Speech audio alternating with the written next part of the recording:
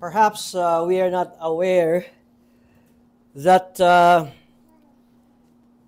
greatest danger to the church is not coming from the unbelievers or from without, but from within. Before Apostle Paul left the elders or the pastor when he was in Ephesus, Paul made this, I would say, parang huling tagubilin dahil Paul was among the Ephesian elders, or I would say the Ephesian pastors during the time. And Paul said, I'm reading from Acts 20, verse 28, "Pay careful attention to yourselves and to all the flock in which the Holy Spirit has made you overseers." So the immediate context here is these people are pastors.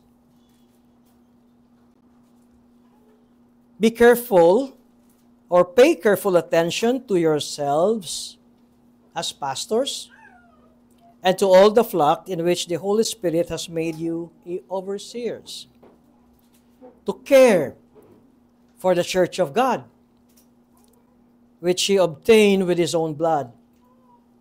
I know that after my departure, fierce wolves will come in among you, not sparing the flock, and from among your own selves will arise men speaking twisted things to draw away the disciples after them.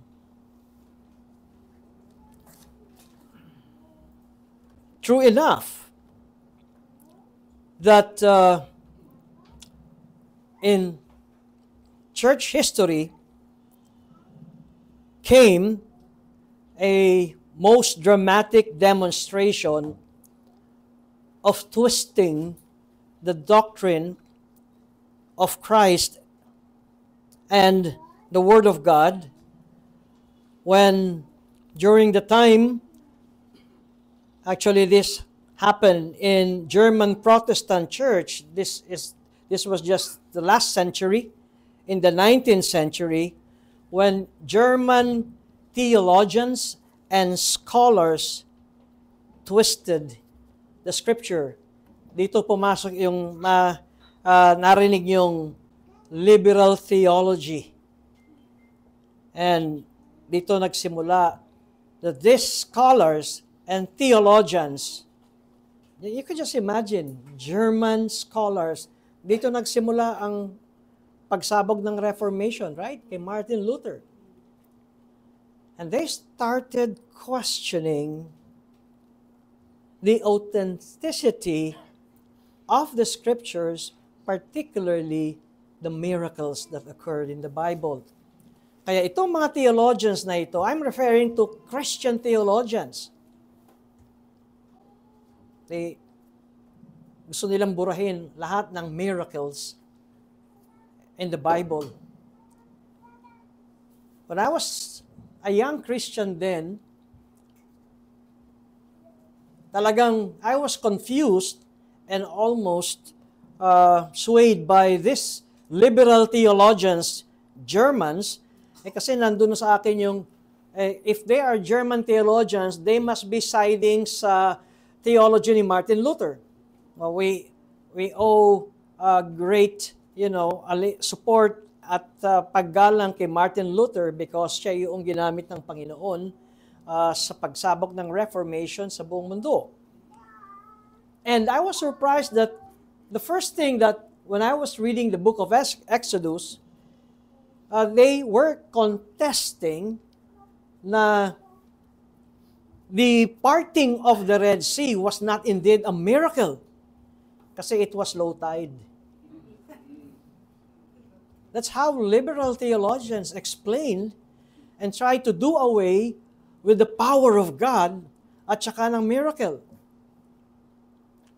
And that is why they were able to cross the Red Sea. It's because of low tide. Ang problema, merong mas malaking hiwaga na nangyari. They drown while it is low tide. I mean, the Pharaoh, the soldiers, the Egyptians drown.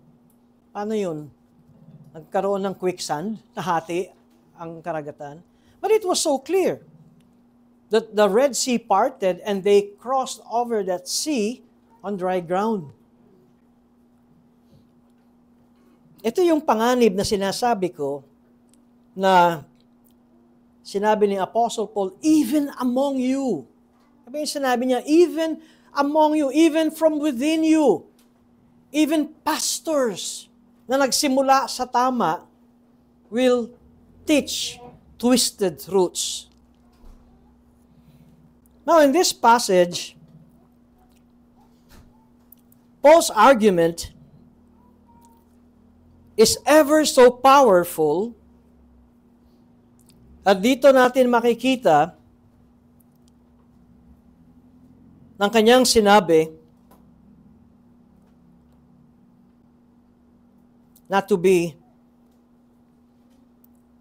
equally yoked with unbelievers. And that is the title of my sermon this afternoon. I will be reading from 2 Corinthians chapter 6, verses 14 to chapter 7, verse 1. Hear the word of the Lord. Do not be unequally yoked with unbelievers. For what partnership has righteousness with lawlessness? Or what fellowship has light with darkness? What accord has Christ with Belial? Or what portion does a believer share with an unbeliever? What agreement has the temple of God with idols? For we are the temple of the living God, as God said, I will make my dwelling among them, and walk among them, and I will be their God, and they shall be my people. Therefore, go out from their midst, and be separate from them, says the Lord, and touch no unclean thing, then I will welcome you, and I will be a father to you, and you shall be sons and daughters to me, says the Lord Almighty.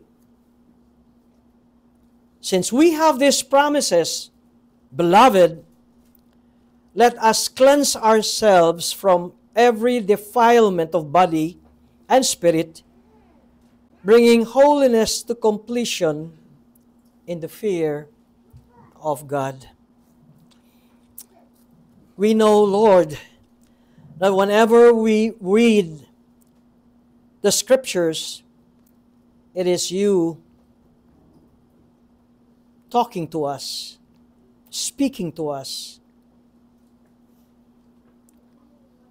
May we be able to see the context of these passages to the authorial intent or of what Paul meant when he wrote this to the Corinthians in his time. And may we also have the humility to receive your word. Give us understanding as we go through this passage. In Christ's name, we pray. Amen. In fact, the starting verse in 14 will be reiterated once again in the middle of the argument in verse 17. Therefore, go out from their midst, and be separate from them. At pagkatapos ay muli sinabi niyan, and touch no unclean thing, then I will welcome you. So it was a general principle, and we can see this in Paul's conclusion in verse 1 of chapter 7. Since we have these promises, beloved, let us cleanse ourselves from every defilement of body and spirit, bringing holiness to completion in the fear of God. I would say that this is the most, or one of the most misinterpreted scripture sa church setting or sa church preaching. Usually, if you have a boyfriend or a girlfriend who is an unbeliever, they would say that that is an equal yoking. Ano pa lang nung time namin, ang tawag doon MU. Manahon ko yun. Alam niyo yung MU? Mag-un. Mag-un. The mutual understanding. Yun yung panahon namin. Doon pa lamang, and if the pastor would find out that you have a boyfriend or a girlfriend who is not born again, that's an equal yoking. And he will use this passage and then you will be convicted, oo nga, I'm committing a sin of unequal yoking. But let me give you first the context of what Apostle Paul is saying here. Because we pastors would always say a text without a context is a what? A pretext. So what is the context when Apostle Paul wrote to the Corinthians na kanyang sinasabing, do not be unequally yoked with unbelievers? From what partnership has righteousness with lawlessness, or what fellowship has light with darkness? And so on. Well, let's start first in 2 verses before, and I'm referring to verses 11, 12, and 13 of chapter 6 of this passage. Paul said, we have spoken freely to you, Corinthians. Our heart is wide open. Makikita ninyo yung damdamin ni Apostle Paul dahil tinawag niyang personal, Corinthians, I'm talking to you. I'm writing to you. We have spoken freely to you, Corinthians. Our heart is wide open. You are not restricted by us, but you are restricted in your own affections. In return, I speak as to children. Widen your hearts also. Now, going back to my previous preaching, what was really the context of Paul writing to the Corinthian church? Bakit ba nagkaroon ng 2 Corinthians? Letter of Apostle Paul to the Corinthians, and this is according to tradition and according to the canon, that it is the second letter of Apostle Paul. Second letter of Apostle Paul to the Corinthians. Ano ba talaga ang issue dito? First, the issue here is that there were false apostles that crept in sa church na ito. And you would notice last Lord's Day that once again, Paul seemingly is defending or stressing na siya talaga yung totoong mensahero. That he has this message of reconciliation. He is the ambassador of Christ. And some of the Corinthian believers were being swayed by the false apostles. And the previous preaching was that if you turn your backs from Apostle Paul's preaching,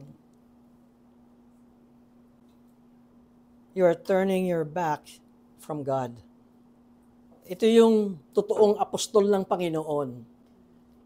Dahil ang apostol ng Panginoon ay he only speaks of the oracles of God. Kung ano ang kalooban at salita ng Diyos, yun ang kanyang sinasabi. And so, if you consider Apostle Paul as your enemy, you're God's enemy as well. Now, tingnan ninyo ang context ng letter na ito. There are Corinthian believers who are on the edge, para bang nasa bakod, that they would turn their backs sa teaching ni Apostle Paul, and then they will follow the false preachers of Paul's time. Nakita niyo yung context? And then after that, Paul said, do not be unequally yoked with unbelievers. So, if you turn your backs from Apostle Paul's message of reconciliation, you're turning your back sa Diyos. Therefore, you're considered as an unbeliever. And you would notice yung kanyang pagpapaliwanag ng both ends of what a believer under God, following the teaching, subscribing, accepting the teaching of the false prophets at saka ang turo ni Apostle Paul. At ang sabi ni Apostle Paul, for what partnership has righteousness with lawlessness? Now, coming from my context, and which is, hindi naman natin ito pwedeng itabi, sapagkat the flow of thought of Apostle Paul's letter is about salvation. And salvation ay konektado na makikita natin, it is the work of God, but now that God has changed your heart, and then dito tayo matuturuan ng mga katuruan ng Diyos. At ito nga yung sinabi ni Apostle Paul, we are ambassadors for Christ. God making His appeal through us. We implore you on behalf of Christ, be reconciled to God. And so if you turn your back sa turo ni Apostle Paul, then you are his enemy and you belong to lawlessness. Or what fellowship has light with darkness? Kung hindi ka sumusunod sa teaching ni Apostle Paul, ikaw ay nasa kadiliman. What accord has Christ with Belial? Or what portion does a believer share with an unbeliever? So, if you follow and believe Apostle Paul's teaching, ikaw ay believer. And if you are being swayed and you follow the false teaching of the false apostles, then you are considered as an unbeliever.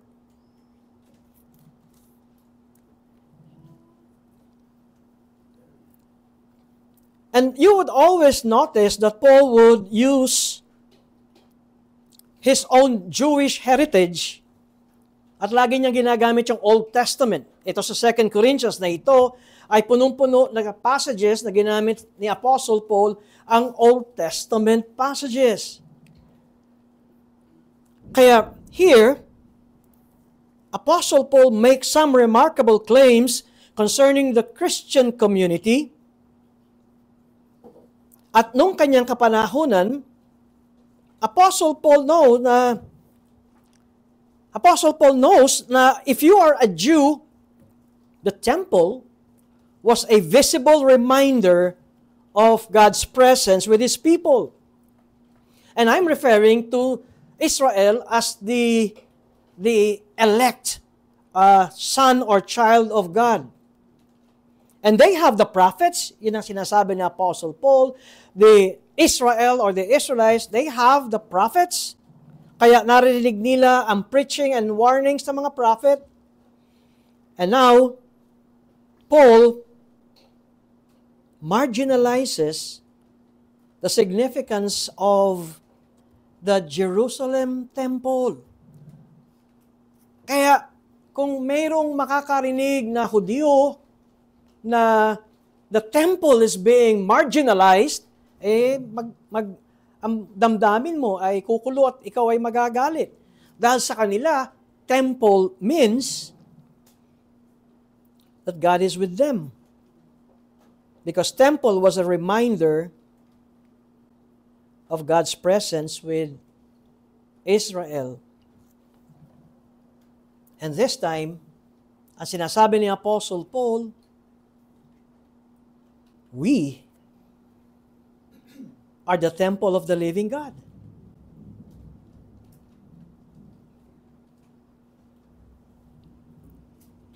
And then, ano bang ang pinagmamalaki ng mga Israelites? We are Abraham's children. By blood.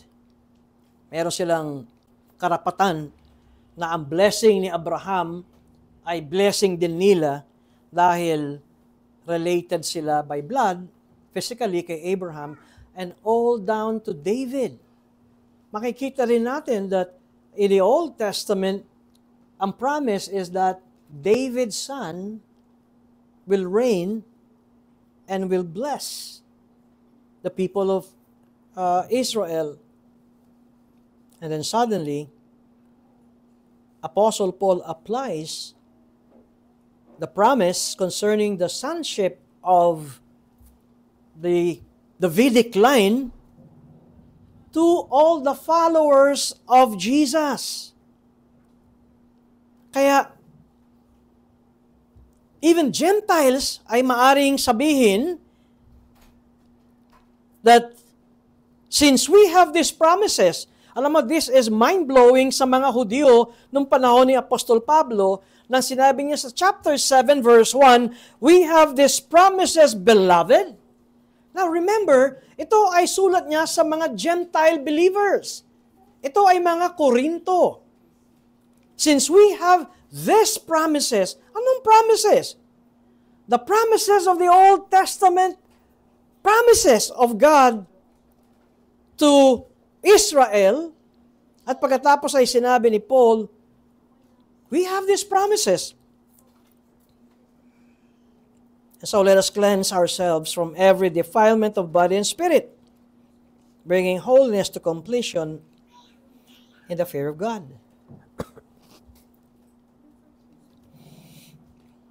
Kaya, maunawaan natin kung bakit si Apostle Paul ay talagang pinanggigigilan unang-una ng mga religious Jews. Now, bakit mayroong turo si Apostle Paul ng tinatawag na separation? I would say it's separation because in verse 14, do not be unequally yoked with unbelievers. The first argument ni Apostle Paul, in fact, this is a command that the Corinthians ought to severe to stop, putulin their yoke with those people that opposes him. So it is, sa immediate context ito, it is those people opposing Paul.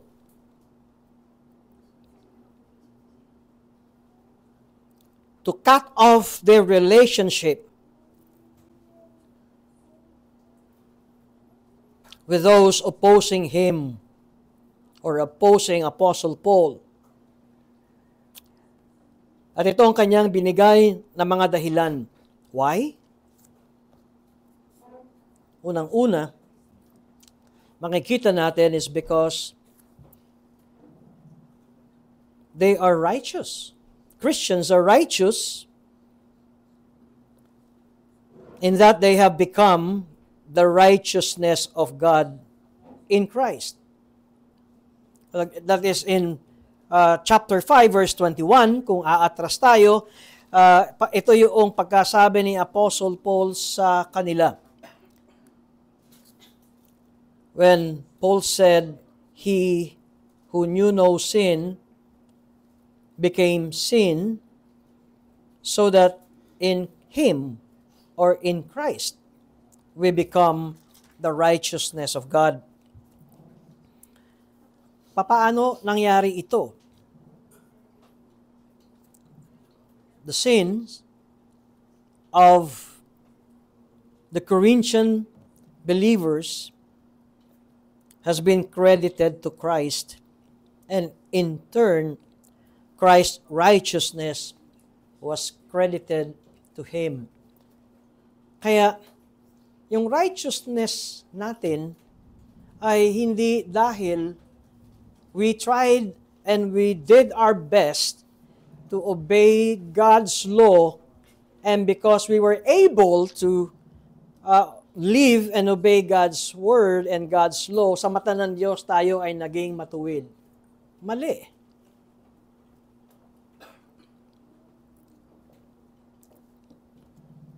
Dahil pinapakita rito, sa mata ng Diyos, ang katuwiran natin ay ang katuwiran ni Kristo. And that is why we have been declared righteous. We have been declared righteous. And that is what I meant nang sinabi natin Christ's righteousness was credited to all believers. Sana pag ginawit natin yung His robe for mine ay maintindihan na natin ang ibig sabihin noon. Na tayo ay binalutan ng katuwiran ni Kristo. It is not our works that we became righteous. Yun ang ginagawa ng mga religion by works. Pinipilit nila na gumawa ng mabuti para sila ay maging katanggap-tanggap sa Diyos. It was Prophet Isaiah who said that even yung ating pinakamatuwid na gawa, anong sabi? Isang maruming basahan. Filthy rags. Kung merong nakakaunawa noon sa Hebrew, kung ano yung filthy rags, ay yun yung sanitary napkin ng mga babae na meron silang monthly period. Ito yung pinagmamalaki na ako'y matuwid sa Diyos. In the eyes of God, ano ba yon? Sanitary napkin. Kayo na mamili kung anong brand yun. Anong araw, wala pa namang ganon. So, alam nyo na ako nagsabihin, ito ay tela. Narinig ko ata sa lola ko, pasador. O, yun ang term, pasador. So, number one, bakit meron tayong paghihiwalay? Dahil ang mga Corinthians dito ay sinasabi ni Apostle Paul that they are righteous. They have the righteousness of God in Christ. Pangalawa, they have become light. Again, tingnan niyo yung usage ni Apostle Paul sa 2 Corinthians chapter 4 verse 6. Ginamit niya ng sinabi niyang, and God who said, let light shine out of darkness has shone in our hearts to give the light of the knowledge of the glory of God in the face of Jesus.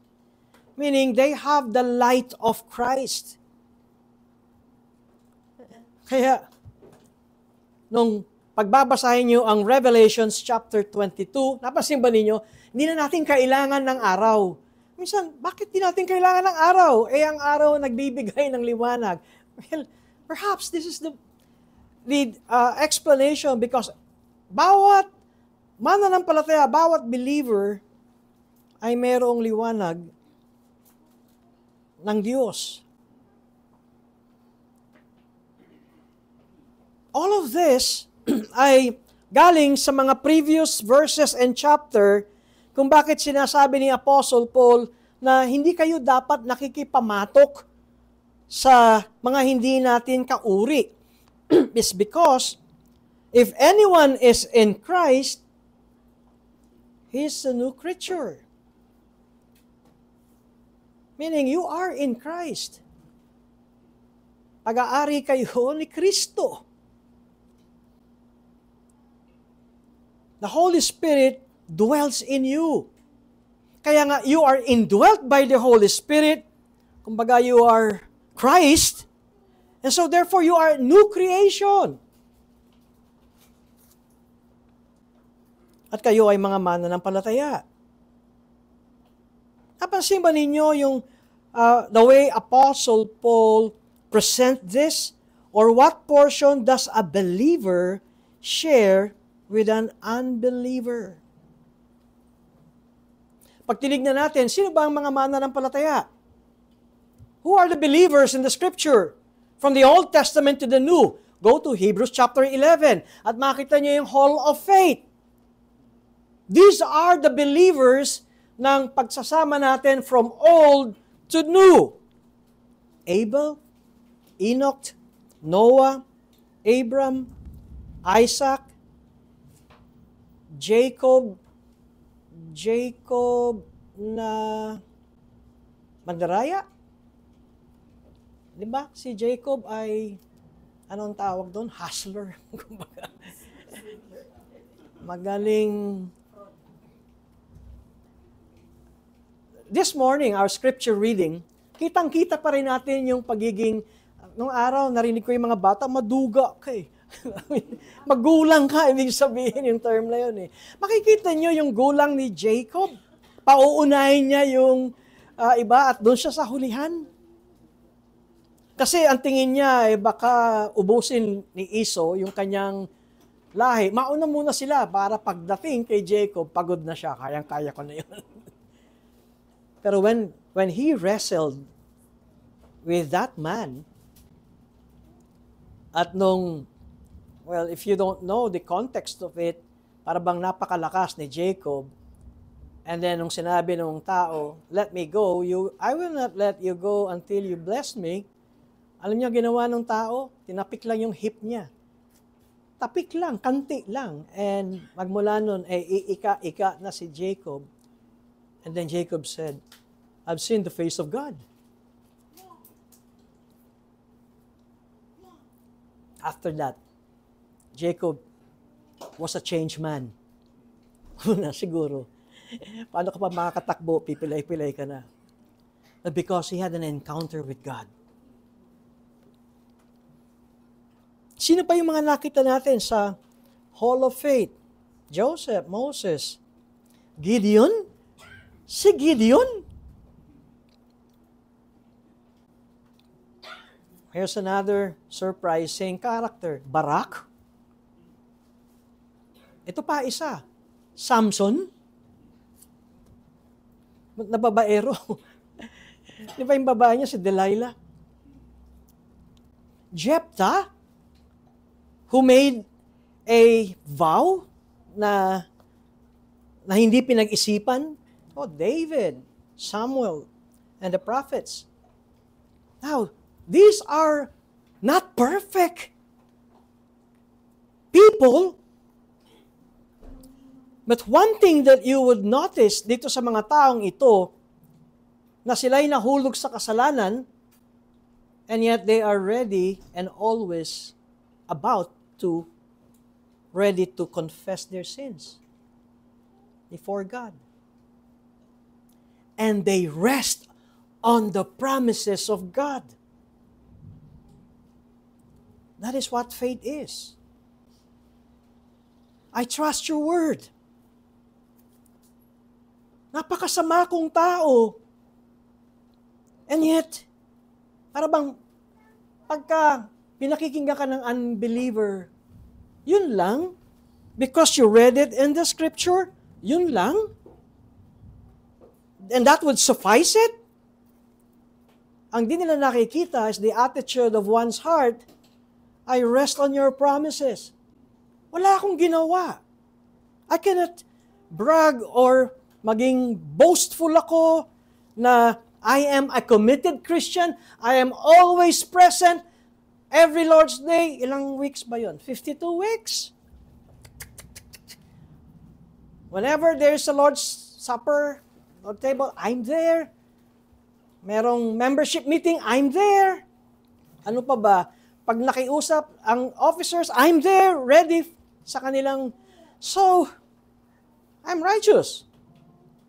I'm a faithful guy.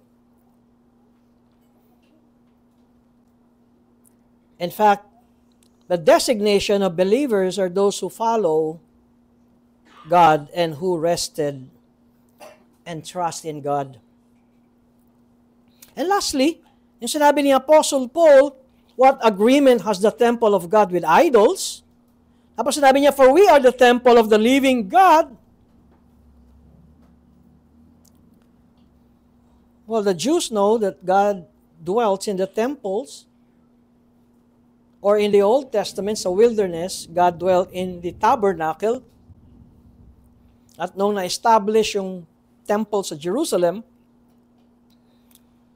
God dwelt there. Pero, mismong si Jesus, Jesus displaced the temple. And now, those in Christ become temples in which God dwells.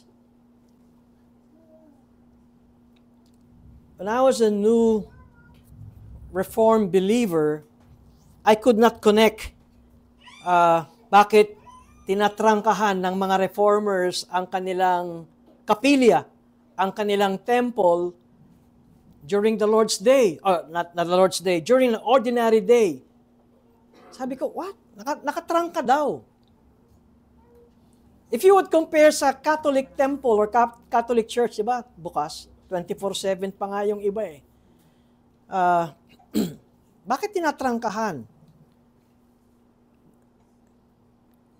It's because of the false belief during those days, no? Yung panahon na yon, that if you go inside the temple, God is there. Kung kayo ay Katoliko, hanggat bukas yung kandilang pula doon sa tabernakulo, God is there. So God resides in temples made sa bato. But the New Testament teaching, we, ang sabi ni Apostle Paul, we are the temple of the living God. And that is why we do not forsake the gathering of the church every Lord's Day. Alam niyo, kahit na gaano tayo kaliit, yesterday we were in the church sa May Taguig, formerly Makati, celebrating their 14th church anniversary. Kung kayo 6-footer o 5'11", mauntog kayo sa Kisa, Manila. Nakarelate ako dun. Tapos meron pa silang pulpit. Kaya paano pa ako 5'11", untog ako sa Kisame. Ganito po ito noong araw. Ang Kisame ay palara. Wala tayong kakayanan pa nung maglagay ng plywood. But the thing here is that it's not about how magnificent your church building is. Ang importante, Christ is in the midst. Yung sinasabi ko na nabasa ko sa social media, don't look for a church that is near your place. Look for a church, sabi ko nga that is near Christ Jesus and His Word.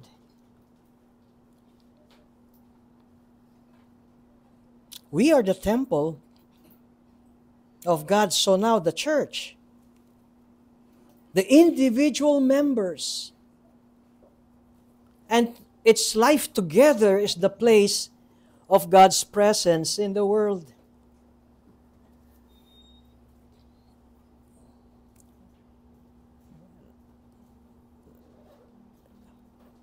I hope that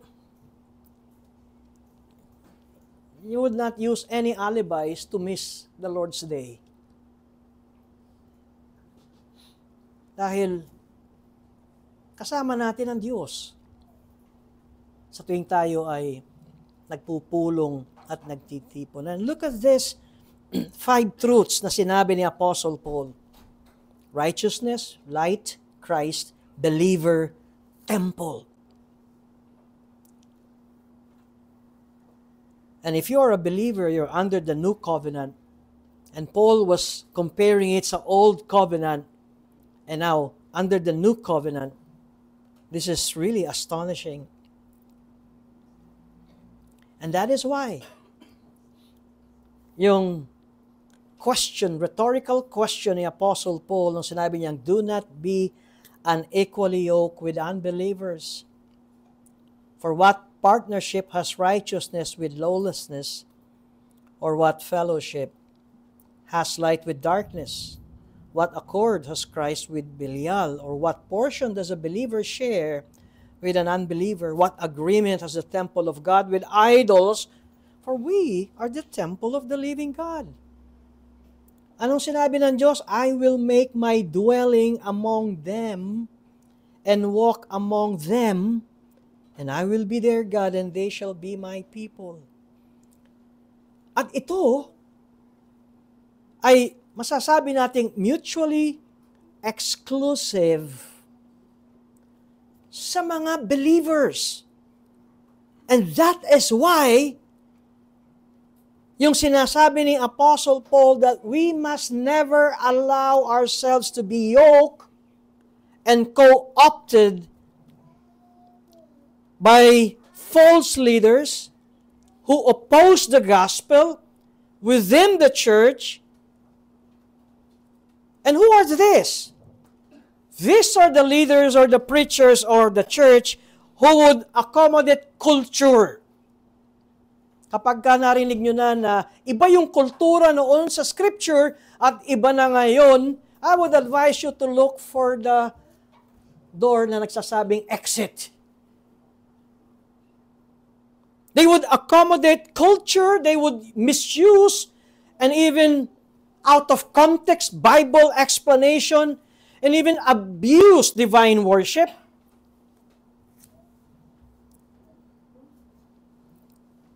And their ethics ay batay sa kanilang popular culture. Alam niyo mga kapatid, last 4 days ago, nang sinabi ko na, naniniwala ba talaga tayo that the gathered church is where God dwells in our midst? Now, sabi yung yes, how serious are we na meron tayong mga katabi na pinababayaan natin silang mag-ML while the church is worshiping God?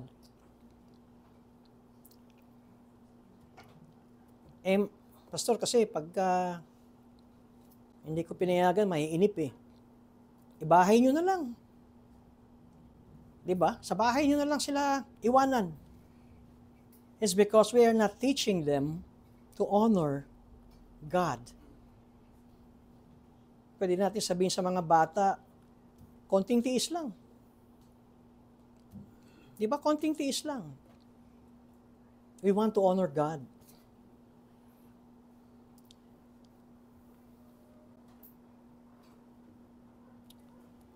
Hindi nga kayo nag-ML, hindi nga kayo nag-Facebook, sana hindi nga.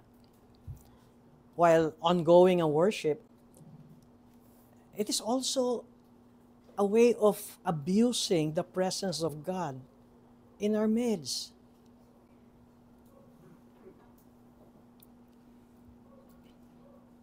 And that is why, napaka-importante sa atin na maunawaan natin ang mga turo na ito. Nakita niyo kung gaano tayo ka-blessed? Ang sinabi ni Paul, of our intimacy with God, I will make my dwelling among them and walk among them, and I will be their God and they shall be my people. Ang totoo nito, if you are a Jew listening to Apostle Paul ng mga panahong yon, maintindihan mo to. It's because this was the covenant ng first Exodus doon sa bundok ng Sinai. I will be with you.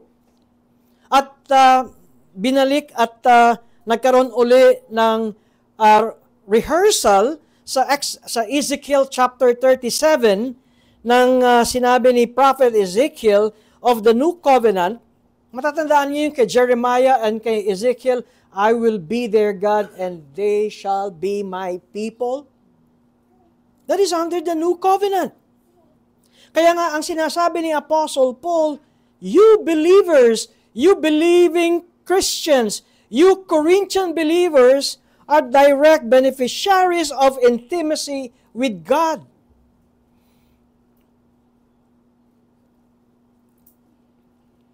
Maaaring di natin nakita ang teaching ni Apostle Paul when he quoted that I will make my dwelling among them and I will walk among them and I will be their God and they shall be my people. That is the doctrine of adoption.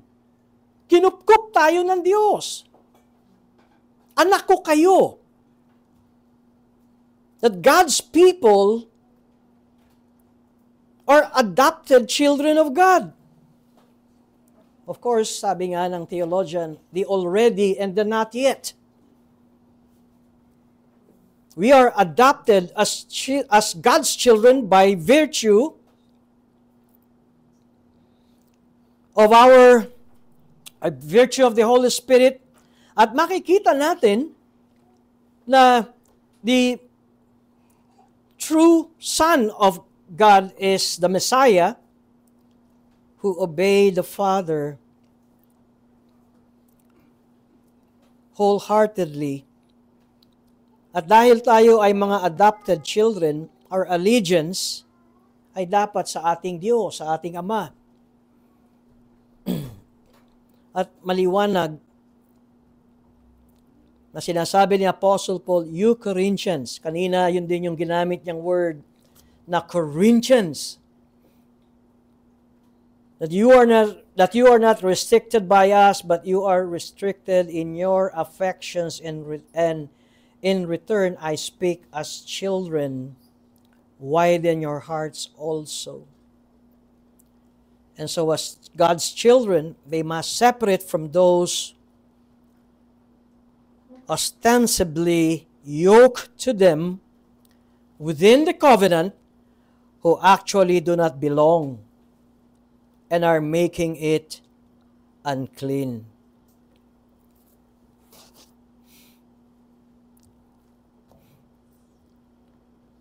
And so this is my challenge to each one of us. The call of Jesus is a call to live distinctively Christ-centered lives. A pastor once said, do not team up with those who are unbelievers. He urged them not to form binding relationship with non-believers because this might weaken their Christian commitment, their Christian integrity, or standards. Now let me qualify this.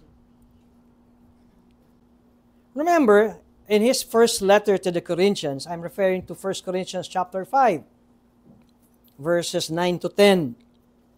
When Paul explained yung pagdating sa not associating with unbelievers. Paul was not saying that we isolate ourselves from non-believers.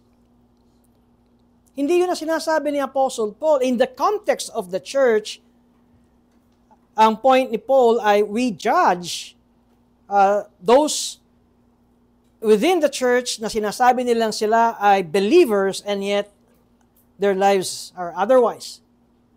Pero when you say that I don't want to do anything with unbelievers, my business, all of them will be 100% Christians, that was not the context of Apostle Paul.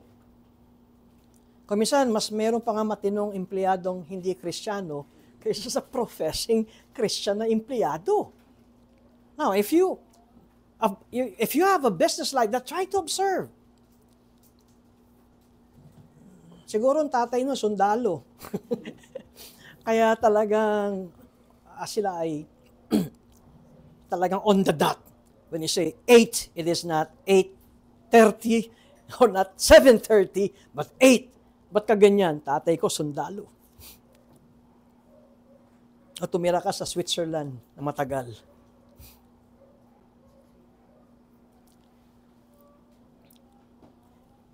Also, hindi ibig sabing lumayo tayo sa mga unbelievers. Let me give you an example. Dito sa 1 Corinthians chapter 7.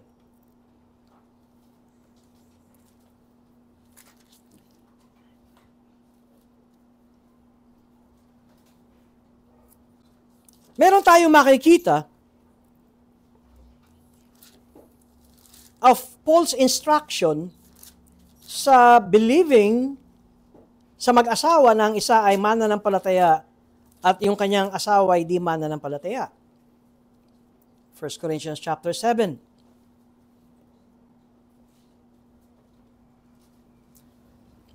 Verse 10. To the married I give this charge, not I, but the Lord. The wife should not separate from her husband, but if she does, she should remain unmarried, or else be reconciled to her husband. And the husband should not divorce his wife. And to the rest, ito ang sabi ni Apostle Paul. To the rest I say, I, not the Lord, that if any brother has a wife who is an unbeliever, and she consents to live with him, he should not divorce her.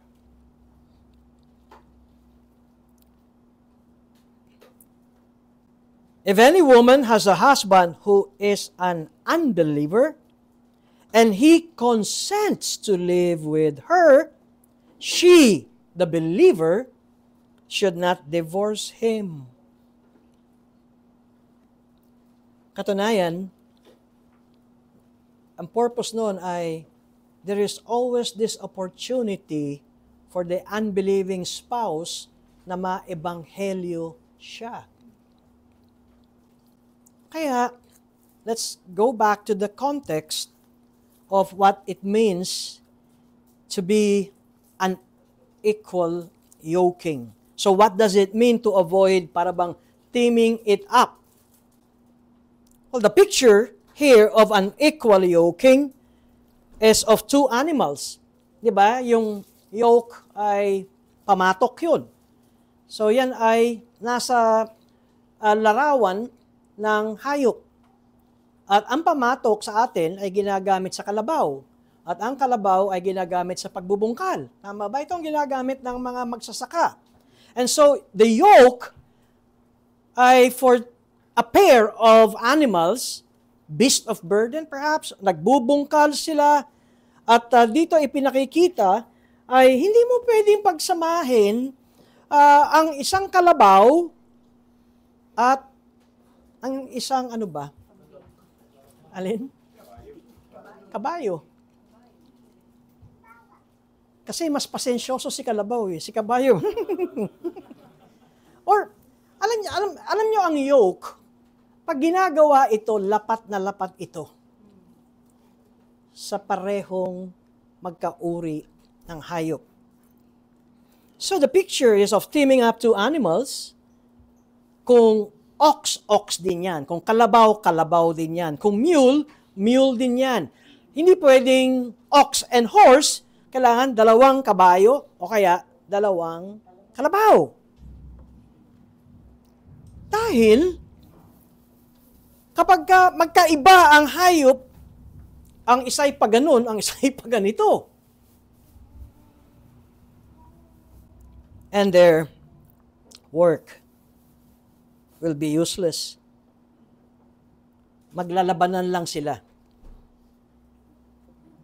In the same way, a believer and an unbeliever are categorically different.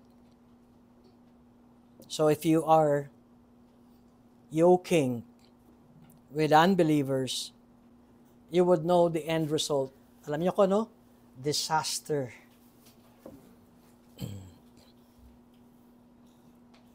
And the Corinthian believers, or the Corinthian church, was having a difficult time separating themselves from this. Ang point ni Apostle Paul is that the Corinthians must avoid any situation that would compromise their faith or their Christian morals. Why? Because goodness cannot partner with wickedness. Light cannot live with darkness. Christ and the devil cannot live in harmony. Now, in fairness to those who are diretso, tinuturo agad ito sa unequal yoking ng mag-boyfriend at mag-girlfriend and unbeliever, hindi pa naman sila yoke. Hindi pa naman sila mag-asawa. Because the yoke here is ang dalawa ay naging isa. And the two shall become one. Pero if you have a boyfriend who is an unbeliever, or vice versa, a girlfriend who is an unbeliever, bakit ba kayo mag-boyfriend? Bakit ba kayo mag-MU? Bakit ba kayo mag-un? Bakit? Bakit? Ano ang direksyon nyo? Mag-aasawa na ba kayo? Or, well, kasi pag merong gimmick, ako walang partner. Silang lahat may partner. Kaya, kawawa. Actually, when you enter into a boyfriend-girlfriend relationship, o kaya nagsisimula na kayo, the next step, this is because you are ready to marry. Kasi if you're not ready to marry, definitely, ang nakakatakot dito, you may or might be doing or will be committing sexual sins. And so, hanggat di ka pa nag-aasawa, we need to warn them. Huwag niyong pilitin na mas matalino pa kayo at mas marunong pa sa Diyos. I tell you, madami na akong na-experience na nagsasabing, I am very settled, pastor, sa aking faith. Itong aking girlfriend, I will bring her to the Lord. That was 20 years ago. Now that guy is an unbeliever. Never seen his face sa gathering. Never seen his face. Nakikita kami sa mga special occasions, and then I would ask him, saan church ka na? Wala pong time. BPO pa kasi yung trabaho ko eh. And so, brothers, how can a believer be a partner with an unbeliever?